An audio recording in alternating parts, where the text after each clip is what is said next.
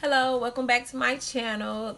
My name is Gifted for Your Beauty. For those of you who do not know, I am also a mother. So today we want to discuss quarantine homeschooling.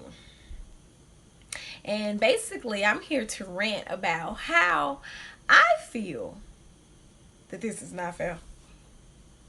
Okay, let me back up. No, this is really not fair. Do you hear me? It's not. It's not for me. I don't know about anybody else.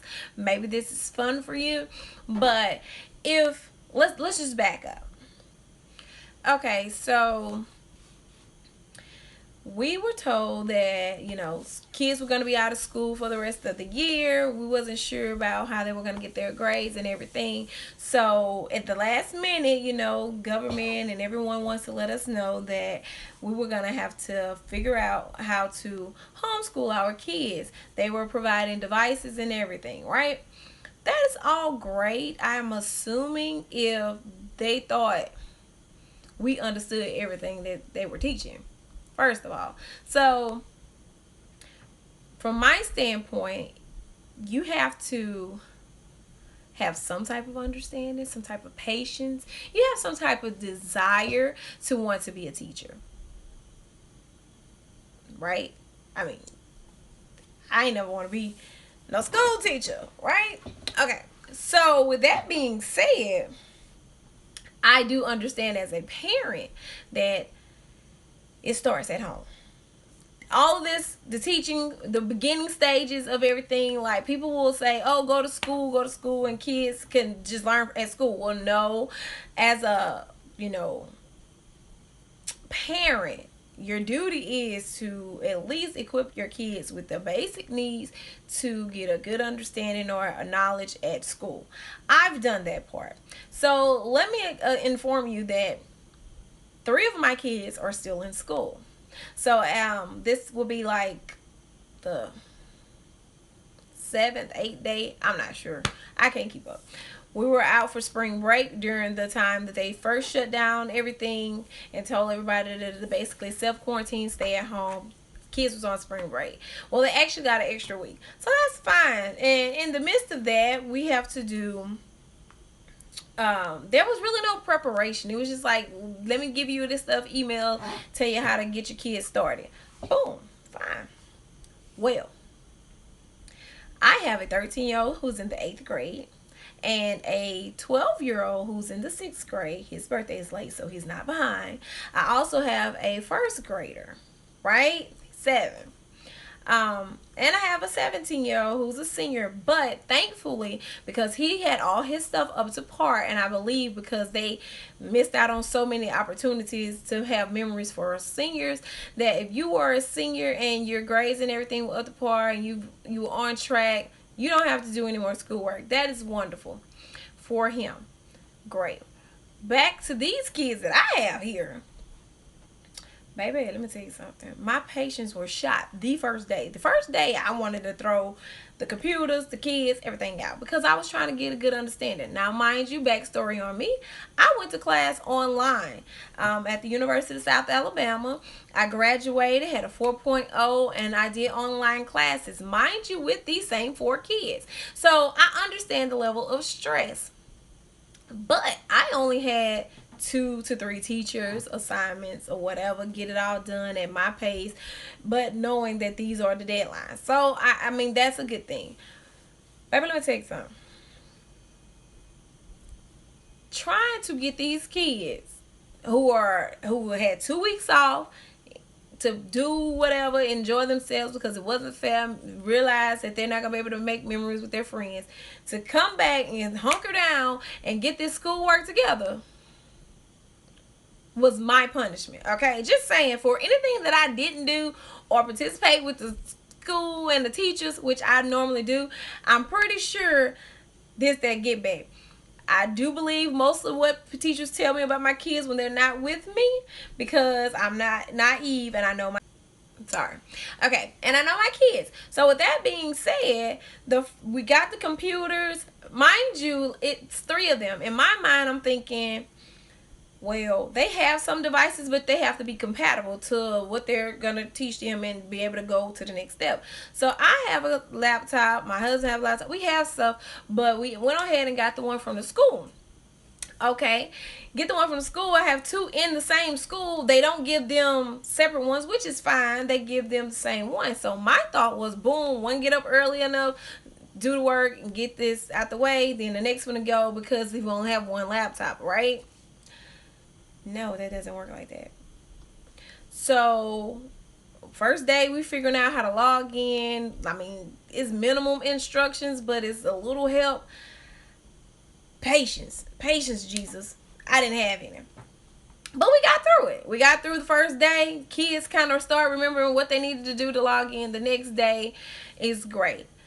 The 13 and 12-year-old, they were pretty cool, but it's still staying on track, staying on task. So how do you keep your scheduling? How do you know? They give you the information, but how do you keep it where the kids can understand that this is your deadline? Because being online, you have to be disciplined.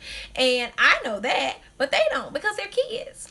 They're tired of me, the teachers, and everybody giving them these assignments. So being mom, what happens? You have to be the teacher, the cafeteria lady, the disciplinary, and you still have to be a human and make sure that you're sane. Like you actually have to be a counselor, because you going crazy, the kids going crazy. Baby, let me tell you something. I ain't signed up for it, but I did. Now, all jokes aside, the first grade work is hands-on all the time, so I have to make sure I'm showing him, he's getting it, coming back and get it. I have to go back behind the kids and check. Now, this the gotcha. They have 6 classes apiece in 8th and 6th grade. 6 classes apiece. So you have assignments for each class. And every teacher has a different way of doing the stuff, doing the things. They have a basic idea, but then they have different ways of communicating with the kids or putting the information out there. So that's 12 people that I have to stay in contact with, and making sure that the kids are in contact with the 12. Not like when I was in school, I had to pick 2-3 teachers, right? No, now I have to have 12. I understand when they was in school, it was we communicated if they had an issue, or if it was something that I had a concern about, or just little stuff. But I didn't have to deal with all 12 of them at one time. No, I did not. But now I do. So now, government, with coronavirus, you trying to figure out, what about those kids who don't have parents like me, who actually know that they don't care? And they're like, whatever, do your work. If you don't, they're not going to help you. Some kids don't have the services that they need or whatever. So what I'm saying to you is that when I went to school, I was not prepared to come back and be a at-home mom. That was never my desire, to be at-home mom and do school teaching. Like, no, that ain't it. I want my kids to experience and go out, come back, and enjoy ourselves. So 3 kids, 13 teachers in all, and assignments are due daily. Some teachers are getting stuff out the way and staying on task. All I'm saying is, don't think you got it together, because just like that, coronavirus, quarantine, and online classes, all of that just will come and tell you, girl, you got something else to do. All I want to know is, they must be going to have 100, because what if you can't help them with everything? Everybody's not able to, grasp it or get your mind together, because what do you need to be a successful homeschooling teacher, parent, is alcohol, a glass of wine afterwards, the Bible, to stay encouraged. You need community, somebody to, help counsel you so you can counsel your children and help them. I just know that I ain't signed up to be a teacher. When I went to school, that wasn't my major. I didn't want to teach these kids every subject, because I don't even like math. Hear me now. Know how to count my money? I know how to count my money. All I know is that this has been an experience. I am thankful for the time that I have now with my kids, and I get to actually help them succeed even more. I just know that I did not think that this was going to be it, because mind you, I am still a mother and a wife and me by myself, right? So that means that at no point in time is there really a break, because after we do the schoolwork that may take from 8, because I make my kids go to bed early and get up early like they're going to school, so that we won't have this issue of getting caught up or forgetting like a routine. Fine. Then I still have to be a mom. I have to feed them. I have to encourage them. Have to sit at home and talk and do this. I still have to clean up. I still have to, do what I need to do for my businesses. And also, when my husband gets off, I still have to be his wife and encourage him and feed him and whatever else with him he wants to do. Do you understand what I'm saying? What I'm saying is Corona needs to leave. I don't need it to go all the way back to normal like what it used to be, because I'm getting some benefits from being at home with my family. But look at girl, I ain't signed up to be no school teacher. And I bless all school teachers. I'm proud of y'all. I encourage y'all. That's a good heart. That is a spiritual gift, to be a school teacher. Do you hear me? One that I don't think he gave me, but I'm learning.